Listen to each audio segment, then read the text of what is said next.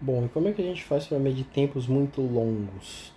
É, Tipicamente a gente usa datação por elementos radioativos. Eu vou tentar dar um exemplo aqui, mas vou tentar dar um exemplo assim bem didático, o que significa na prática que ele é bem longe da realidade, tá?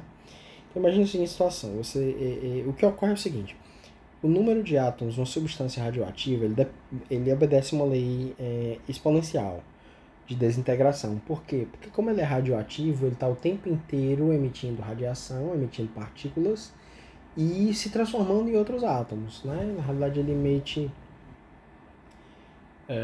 prótons, emite nêutrons, emite outras partículas e sofre uma transformação em outro tipo de elemento, tá? E aí o que é que acontece? Após um tempo que a gente chama de meia-vida, a quantidade de átomos na amostra inicial cai pela metade, tá? Então, por exemplo, vou pegar um exemplo hipotético aqui. Suponha o seguinte, que você tem uma amostra que ela tinha 800 átomos no ano de 1970, tá? Em 1971, ela só vai ter 400 átomos, um ano depois. Quando passar mais um ano, em 1972, ela só vai ter 200 átomos. Vai sempre caindo pela metade. Por quê? Porque nós estamos considerando que a meia-vida é de um ano, certo? Então, em um ano, a quantidade que você tinha caiu pela metade da que você tinha no início, né? Um ano anterior. Então, por exemplo, de 72 para 73 cai pela metade de novo. Se em 72 tinha 200, em 73 vai ter só 100. Tá? Se em 73 tinha 100, em 74 só vai ter 50. Em 75 só vai ter 25. E por aí vai. A cada ano que passa, cai pela metade. Tá? Bom, então esses dados são objetivos, mas vamos supor que a gente não sabia o ano original, o ano em que foi criada essa amostra, certo? Então a gente só sabe, vamos imaginar assim situação. A gente considera uma amostra de um material cuja meia-vida é um ano. T, índice meio, é um ano. Sabendo que a amostra original continha 800 átomos e que em 1975 restavam 25 átomos, determine a idade da amostra. Bom, se a amostra original possuía, vamos dizer aqui, N0 átomos, depois de... Aí eu fiz uma tabelinha. Depois de um ano vai ter... Depois de um ano vai ter N0 sobre 2. Depois de 2 anos vai ter N0 sobre 2 de novo, que vai dar N0 sobre 4.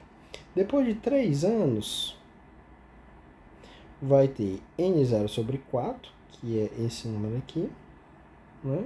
Sobre 2. Isso vai dar N0 sobre 8. E por aí vai. E quando forem passados X anos, note que aqui eu peguei o N0 e multipliquei por 1 meio. Aqui eu multipliquei por 1 meio, por 1 meio. Aqui eu multipliquei por 1 meio, por 1 meio, por 1 meio. Né? Eu multipliquei uma vez, eu multipliquei duas vezes, eu multipliquei três vezes. Aqui eu vou multiplicar x vezes. Quando passar x anos, eu vou ter n0 vezes 1 meio elevado a x. Certo?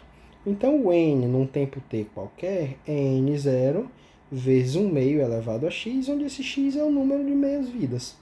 Tá? Então, n0, n de t sobre n0, né? Passei esse cara aqui para baixo, é igual a 1 meio elevado a x. Aí eu fiz essa mudança aqui. Então, vai ficar n0 sobre n de t igual a 2 elevado a x. E eu agora aplico o logaritmo. Tá? Aplico o logaritmo. E quando eu fizer o logaritmo, eu vou ter x é igual a log de n0 sobre n de t na base 2. Né? Lembre-se, y é igual a 2 elevado a x. Então, log de y na base 2 é igual a log de 2 elevado a x na base 2. Pelas propriedades de logaritmos, esse cara vem aqui para frente. Vai ficar log de 2 na base 2. Log de 2 na base 2 é o número ao qual eu devo elevar 2 para obter 2, ou seja, é 1. Então, esse aqui vai dar 1. Tá? No nosso exemplo, o nosso N0 é 800 e o N de T é 25. Então, o nosso X é log na base de 2 de 800 por 25. Bom, mais 800, se você pegar isso aqui é 8 vezes 100. 100 dividido por 25 é 4. 4 vezes 8, 32. 32 é 2 elevado a quinta. Aí eu uso novamente a propriedade de logaritmos. Esse cara vem bem para cá, que vai me dar esse 5 aqui. E log de 2 na base 2 significa qual é o número que eu devo elevar 2 para obter 2. Certo? Y é igual a log de 2 na base 2. Isso aqui significa que 2 elevado a y é igual a 2. Né? Se 2 elevado a y é igual a 2 é porque y é igual a 1. Né? Então vai ficar 5 vezes 1, que é 5. Ou seja, o x, que é o número de meias-vidas, é o número de um ano. Né? Já que a meia-vida é um ano, né? Quantas vezes passou um ano? Passou 5 vezes. Então, quanto tempo passou? 5 anos. Qual que é a data da amostra? É o ano em que nós tínhamos 25 átomos, ou seja, 1975, menos a quantidade de anos que passou, que é 5. Ou seja, a data original da amostra é 1970. E esse aqui é o princípio, tá? É o princípio. Note que... depois eu quero que vocês me deem um retorno, se vocês entenderam direitinho tudo que eu fiz aqui, ou se vocês gostariam de uma breve revisão das propriedades de exponenciação e de logaritmos, tá? Eu posso fazer um videozinho bem rápido, mas me digam se vocês querem isso, tá? Se vocês acham que é necessário, que é útil, tá?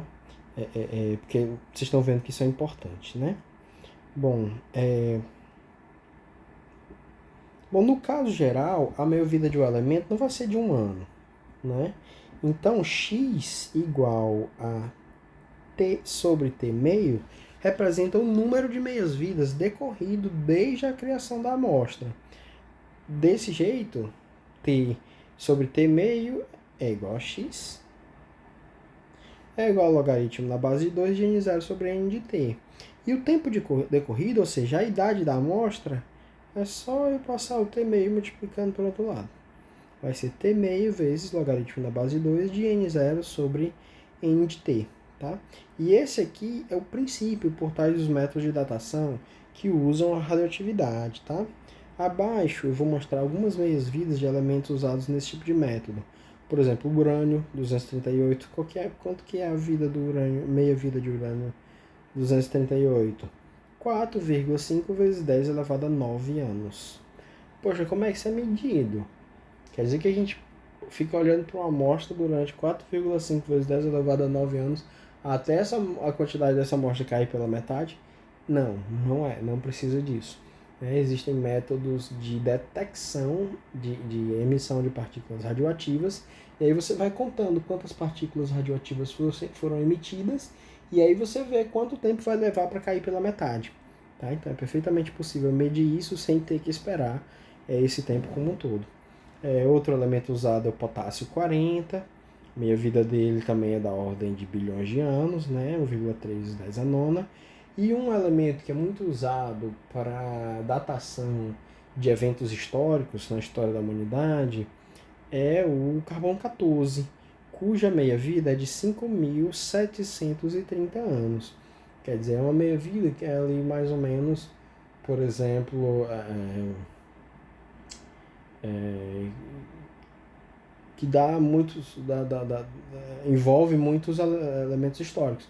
Por exemplo, muitas pirâmides têm alguns milhares de anos, personagens históricos importantes como Jesus, né, que dá origem ao calendário que nós temos hoje, nasceu 2021 anos atrás. Então é mais ou menos dessa ordem aqui, e acontecimentos dessa época podem ser datados usando esse tipo de método. Tá bom? Nós vamos aprender um pouco mais sobre isso nos exercícios, mas é basicamente isso aí.